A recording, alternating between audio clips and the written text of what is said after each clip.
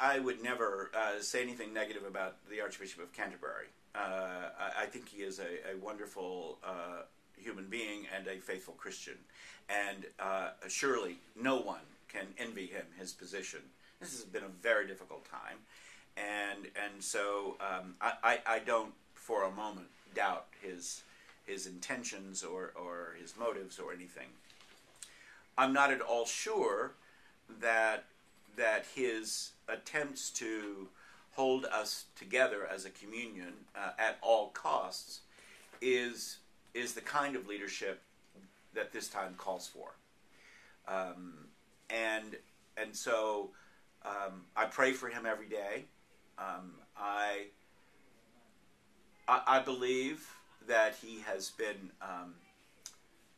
harder on the American church than he has been on the church in parts of the developing world, that he has held us to a higher standard and to greater account than he has some other parts of the world, and that's been painful for those of us in the American church. The thing that I wholly agree with him on is that we have to stick together in this, which is, we have to stay at the table. It seems to me that leaving the table is the greatest sin in this time. And so I continue 2 years later to be perplexed about his exclusion of me from the table at Lambeth. That's been the most painful period of time since I was elected bishop. It was excruciating, and if your goal is to keep people connected to one another, then a decision to unilaterally disconnect a part of the body from the rest of the body, I don't know how that can be justified. And the fact of the matter is, I mean, I think initially he did that in order to secure the participation of the most conservative bishops in the communion. But then they decided not to come anyway. It wasn't enough excluding me. They wanted anyone who'd consented to me or laid hands on me to be, and you have to wonder, would anything really satisfy them? And so that was disappointing and horrifically painful to me. We were dancing in the streets when Rowan Williams was made Archbishop of Canterbury. We just thought it was a wonderful choice.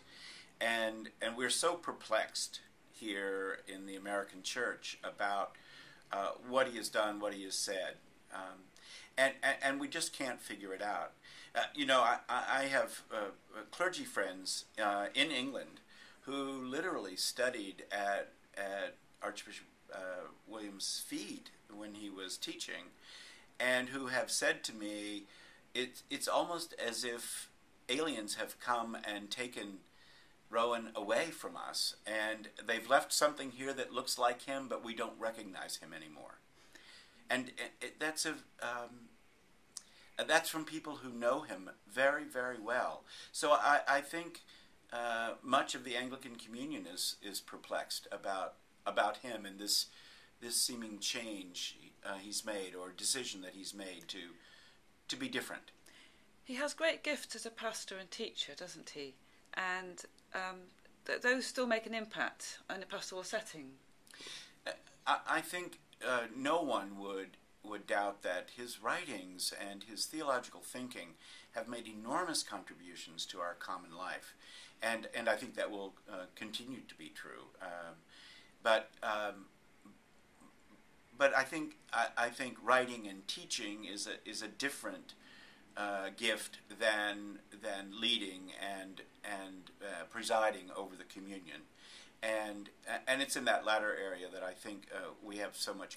I believe there is a way forward for the Anglican Communion. Let me tell you what Asian and African bishops told me and other American bishops during our time at the Lambeth Conference. What they said was that, look, we don't understand this gay issue. We don't have many out people in our congregations, and what we know about it, we don't agree with you. But the fact of the matter is, we have huge numbers of people dying from malaria and AIDS and other diseases. We have people dying of abject poverty. We have women and children being treated poorly. We have internal strife. We have civil wars. Honestly, this comes so far down on our priority list. Let's just continue to be in relationship with one another, and let's work on getting clean water in that village. And somewhere down the line, we'll work this out. Now, and then they would go on to say, and you understand, don't you, that we know that our Archbishop has been very vocal on this issue, but and we're just simply not going to speak out against our leader. It's not our way. But we want you to know that we want to continue these relationships. And indeed, that is happening all around the United States. We have these companion diocese relationships that are fruitful and productive and positive, and in many of those instances, they just set aside this issue of homosexuality, understanding that's going to be a place that we disagree, and let's work on those things that we can work on together. And at the end of the day, I believe that kind of person-to-person connection will triumph over whatever is going on at the higher levels. Haven't you? I wish the rest of the Anglican Communion could understand how carefully and thoughtfully and prayerfully we have tried to address all of our people, including our gay and lesbian, bisexual, and transgender people. And we've been talking about this for the better part of 40 years. And where we have come is we have discerned that God is calling us to a new place with respect to these people for whom we have been given the responsibility of pastoral care. And so we have tried to move in that direction. In 2003, with my election and consecration, there was, of course, the big furor. By the General Convention of 2006, we were willing to put things on hold, to listen carefully to what people were saying to us around the communion.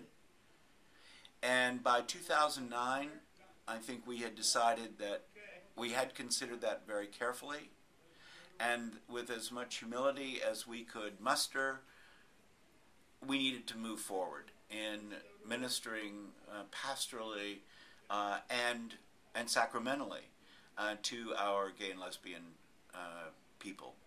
And so if there's a price to be paid for that, and there already has been, I think at this point we're willing to pay that price, whatever it is. But I think we are not too far from a time when we will look back on this time and wonder, what were we thinking? Why were we tearing ourselves apart about this?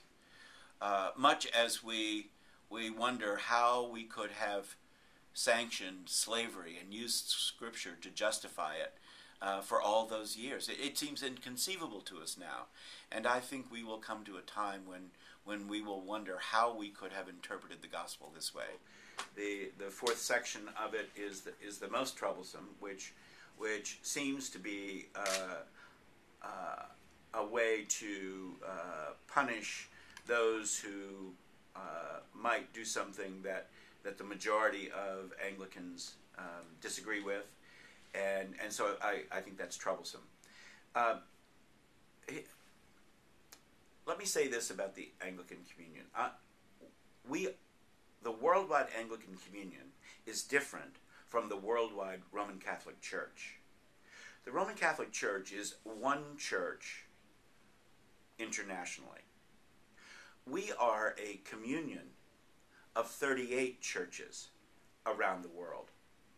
And I think that is a wonderful thing. And here's why. because it allows each of the 38 autonomous churches to respond to their own context. I don't have a lot of sympathy for this current pope, but the one thing I am sympathetic about is if he decides something, it not only has to play in America, but in Sri Lanka and Chile and Indonesia. I mean, he doesn't have that option. Everything has to be for everybody. It seems to me that the great strength and even the gift to Christendom of a model like the Anglican Communion is that while it offers indeed communion with one another and that ongoing connection, while allowing individual provinces within the communion to respond to the contexts in which they find themselves. And so you get the Episcopal Church, who lives in a context in which the church has been talking about homosexuality for 30 or 40 years. We have legislation going all the way back to 1976 about that. We have an enormous number of people in this country who have come out and become honest about who they are. That's a completely different context than most of the countries in Africa or Asia. Of course, they're not going to be in the same place as we are, and that's appropriate.